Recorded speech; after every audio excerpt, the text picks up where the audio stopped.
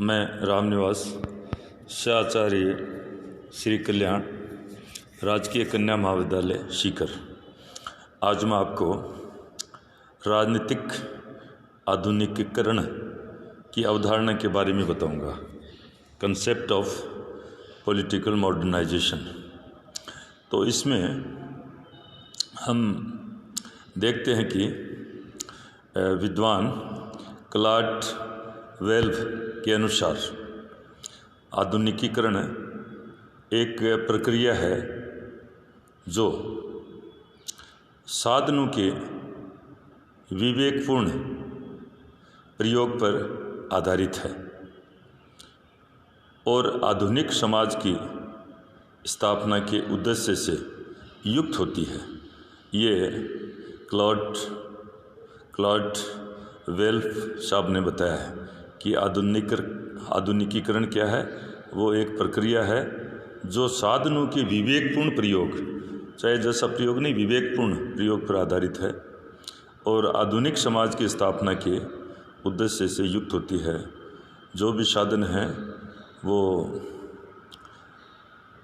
आधुनिक समाज कैसे बनाया जाए, खास उद्देश्य ये होता है। उसको लेकर ध्यान में रखकर ही उन साधनों का प्रयोग किया जाता है।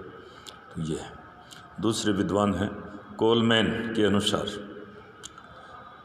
कोलमैन साहब ने कहा है, नगरीकरण, व्यापक साक्षरता, अधिक प्रति व्यक्ति आय, विस्तृत भौगोलिक तथा सामाजिक गतिशीलता, अर्थव्यवस्था में औद्योगिकरण तथा वाणिज्यीकरण की मात्रा में वृद्धि, जनसंचार साधनों का विस्तार आधुनिकीकरण के हेतु हैं। तो कोलमैन साहब ने बहुत ही इसको व्यापक प्रकार से समझा दिया है कि नगरीकरण कि गांव झोपड़ियों से लोग शहरों में जाकर अपना जो भी काम है वो, तो नगरीकरण और साक्षरता का स्तर बढ़ना, पहले से ज़्यादा व्यक्तियों की आय के स्रोत उनके पास हों, विस्तृत भौगोलिक तथा सामाजिक गतिशीलता। पहले व्यक्ति हैं वो 5 किलोमीटर जाते तो भी, पर अब तो घर बैठे ही फ़ोन से या फिर फास्ट व्हीकल हैं उनके द्वारा, तो मोबिलिटी है वो काफ़ी बढ़ गई है। सामाजिक गतिशीलता भी काफ़ी बढ़ गई है, लोगों के ज़्यादा आना जाना और अर्थव्यवस्था में औद्योगिकरण, खेतीबाड़ी की जगह उद्योग और वाणिज्यीकरण की मात्रा में वृद्धि, जनसंचार साधनों का विस्तार। तो ये सारा सब ये आधुनिकीकरण के अंतर्गत आता है। और इसके बाद डॉक्टर S.P. वर्मा आधुनिकीकरण को एक बहुपक्षीय प्रक्रिया मानते हैं। मॉडर्न पॉलिटिकल थॉट में S.P. साहब का बहुत बड़ा योगदान है, वो इसके बड़े पक्षकार हैं। उन्होंने काफ़ी रिसर्च किया इस पर। तो उन्होंने क्या लिखा है, उन्होंने क्या बताया कि उनके अनुसार आधुनिकीकरण एक बहुपक्षीय प्रक्रिया है। केवल इसमें एक ही पक्ष, बहुपक्षीय, मल्टी डायमेंशनल प्रोसेस, जिसके कई आयाम हैं जो इस प्रकार हैं। मनोवैज्ञानिक स्तर, इसमें लोगों के मानकों, मूल्यों और अभिविन्यासों में परिवर्तन की अपेक्षा की जाती है। ये मनोवैज्ञानिक स्तर पर ये इसमें चेंज आते हैं। जो स्टैंडर्ड हैं, वैल्यूज़ हैं, तो उनमें परिवर्तन की अपेक्षा की जाती है। ये नहीं कि वो पहले वाले चीज़ों को ही पकड़े रहें। बौद्धिक स्तर, इसमें अपने परिवेश के बारे में व्यक्ति की विपुल जानकारी और साक्षरता और जनसंचार के साधनों से इस ज्ञान के प्रसारण की अपेक्षा की जाती है। तो बौद्धिक लेवल पर अधिकतम जो चारों ओर का अपना परिवेश है उसके बारे में विपुल जानकारी और जन संचार के साधनों का खूब प्रसारण। कोई भी आज छोटी मोटी बात होती है, आपको पता है मीडिया कार्य कितना है, तुरंत हम अपने विचारों को जहां पहुंचाना चाहें पहुंचा सकते हैं। और टेक्नोलॉजी इतनी एडवांस बौद्धिक स्तर, तो इसमें प्रसारण तुरंत अपनी बात को दूसरों तक पहुंचा नहीं कर, वो सारा सब टेलीकॉम, ट्रांसपोर्टेशन सारा सब इस प्रकार का हो गया है। तो ये बौद्धिक स्तर पर इतना सारा सब हुआ है।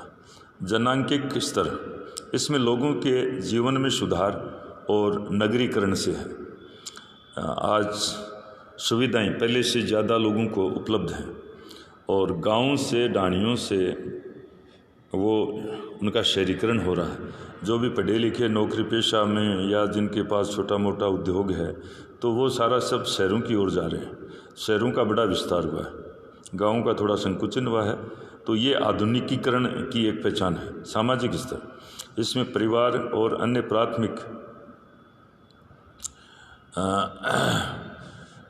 प्राथमिक गुणों ग्रुपों के प्रति निष्ठा की भावना के केंद्र बिंदुओं को स्वैच्छिक संगठनों के प्रति निष्ठा में बदला जाए। देखो, सामाजिक स्तर में पहले परिवार, अन्य प्राथमिक जो ग्रुप थे, संगठन थे, गुणों, उनके प्रति निष्ठा की जगह अब बहुत से अनेक स्वैच्छिक संगठनों के प्रति निष्ठा का भाव पैदा किया जाए। ये नहीं कि वो अपना आस पड़ोसी है उससे थोड़ा बाहर निकला जाए। तो सामाजिक स्तर पर और भी बहुत सी NGO हैं और हैं, तो उनके प्रति भी आपकी निष्ठा हो। एक आर्थिक स्तर, इसमें कृषि के बजाय औद्योगिकरण पर बल दिया जाए। ये पहले कृषि, पशु, बैल, भेड़ पालन और वो, तो उसकी बजाय अब औद्योगिकरण, मध्यम उद्योग और बड़े उद्योग और पूरे देश का, समाज का औद्योगिकरण हो, उससे लोगों का आर्थिक स्तर बढ़ेगा। तो उस पर, तो ये आधुनिकीकरण के अंतर्गत आता है।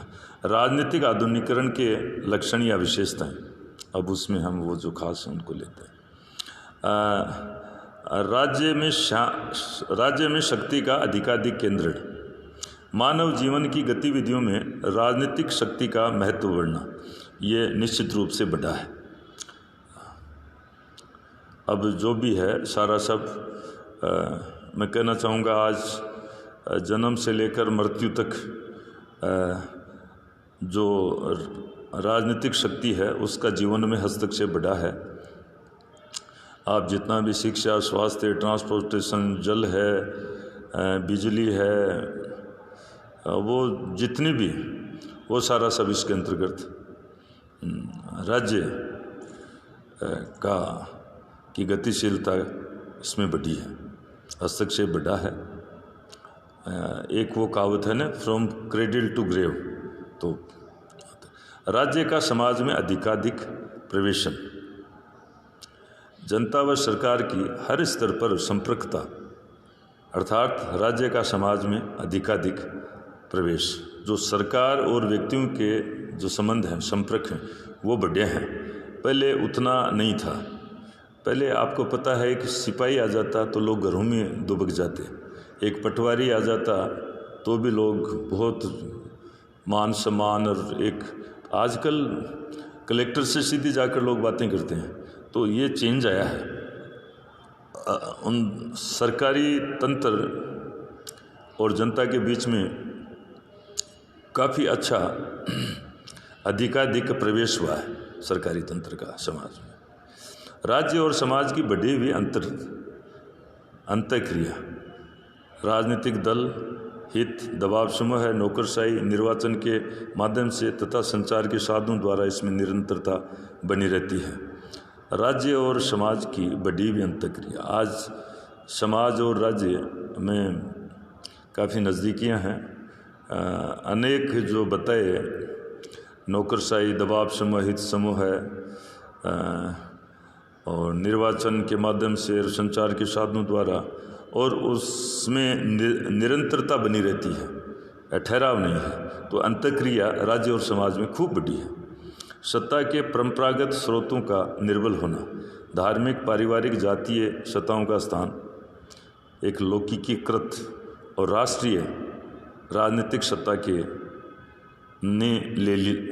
के द्वारा ले लिया जाता है। परंपरागत जो सत्ता के स्रोत थे, धार्मिक, पारिवारिक, जातीय सत्ताओं का स्थान, अब वो नहीं, अब वो पीछे रह गए हैं। उनकी जगह राष्ट्रीय राजनीतिक सत्ता और जो लौकिकीकृत, हम उसमें नहीं जाएंगे, पारलौकिक जो लौकिकीकृत है वहाँ पर ये ज़्यादा अब वो गौण हो गए, और इधर जो नए जो सत्ता के स्रोत हैं वो अस्तित्व में आ गए। राजनीतिक संस्थाओं का विभिन्नीकरण और विशेषीकरण, राजनीतिक जो भी संस्थाएं हैं उनका बहुत विधि और विशेषीकरण भी उसमें आया है, इनमें आ गया है। राजनीति में सामान्य लोगों की बढ़ती सहभागिता, पहले विशेष लोगों का ही राजनीति में भाग लेना होता था, अब सब लोगों ने, सब तबके के लोगों ने भाग लेना शुरू कर दिया। लोगों की अभिवृत्तियों और दृष्टिकोणों में परिवर्तन, उदाहरण स्वरूप भारत को राजनीतिक दृष्टि आधुनिकीकृत करने की अवस्था तब आएगी जब भारत का हर नागरिक पहले भारतीय और बाद में गुजराती, राजस्थानी, पंजाबी मानने लगेगा। पहले वो भारतीय मानेगा, तब भी उसको हम। व्यापक आधार वाली नौकरशाही, अर्थात नौकरशाही में कर्मचारियों की भर्ती करने वाली प्रक्रिया का अर्थ से ही नहीं है, अपितु प्रशासन में जो प्रशासक के पद हैं, प्रशासक वास्तव में समाज के सभी वर्गों से आ सके, अर्थात जो सरकारी अधिकारी हैं उस पर किसी एक समाज के वर्ग का आधिपत्य नहीं होना चाहिए, वो सभी वर्गों से, छोटे बड़े जो पद हैं सभी वर्गों से आनी चाहिए, तब जाकर वो एक आधुनिकीकरण की बात हम करते हैं, हो पाती है। तो यहाँ पर मैं मेरी वाणी को विश्राम देता हूँ, और आपने ध्यानपूर्वक सुना, इसके लिए आपको बहुत बहुत धन्यवाद।